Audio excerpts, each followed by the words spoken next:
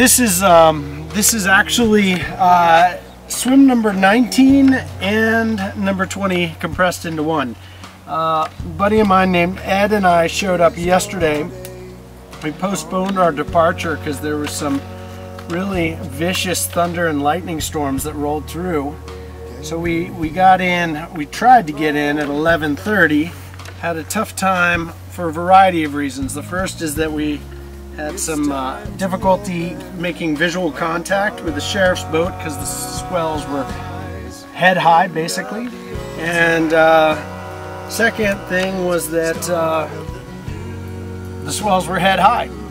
And there's still a bunch of surf left over, which is why I'm attaching this EPIRB, which is an emergency rescue beacon. So if I, for some reason, got separated from the boat or caught in a rip, I could activate this, and that sends out GPS coordinates to basically anybody with authority. I made it through those two legs, and it was actually an obscenely difficult swim. There was a huge swell, I'd say 6 to 7 foot swell, lots of heavy white water, but I got through it and was met by my friend, my sponsor, the legend, David Burlow. You are the owner, in part, with your brother, of Font Bureau, which is a sponsor of mine, but I would like to say is one of, arguably, the premier font design company in the world.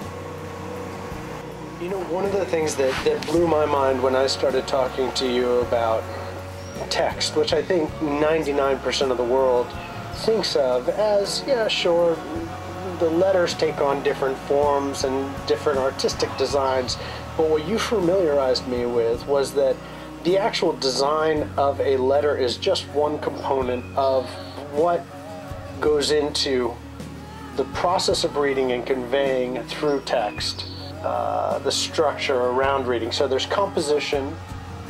Tell me again.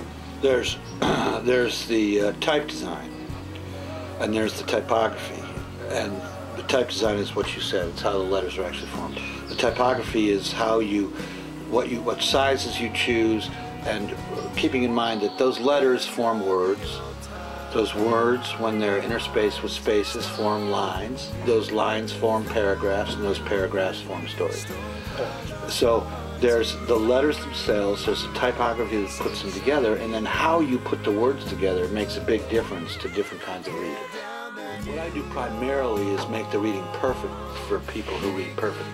Right. And then what I have to do is I read studies that have been done on dyslexics, and I learn that crowding is a major source of confusion to their readings. And crowding is something that you normally do for a reader to get the words to be as packed as possible.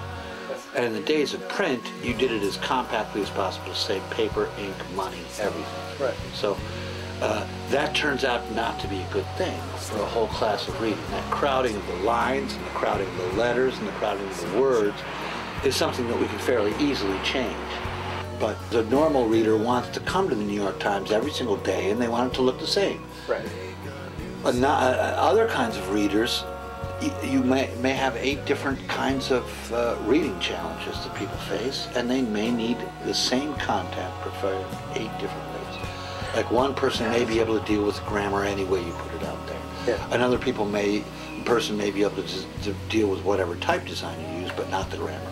Another one could deal with the type design and the grammar, but not the crowding.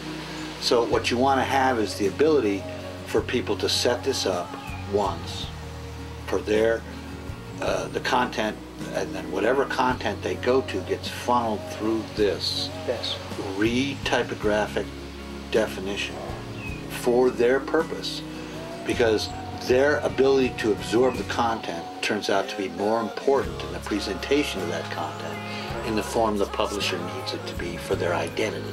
Right. All right. So you don't want to go changing these halves. Yeah. You don't want to make it so that that's easy to read. Right. Because the person who's wearing the hat or making the logo can explain it to the person. And it's not reading challenge that makes the logo unexplainable. It's unfamiliarity with the product and the logo, and then the person explains it. You don't change the logo. Yeah. Right? And you don't change the content of other things. But once a person has the ability to change the way they experience the content, so that they can even absorb it, then that's the most important thing. That's more important than the identity of the product that's serving.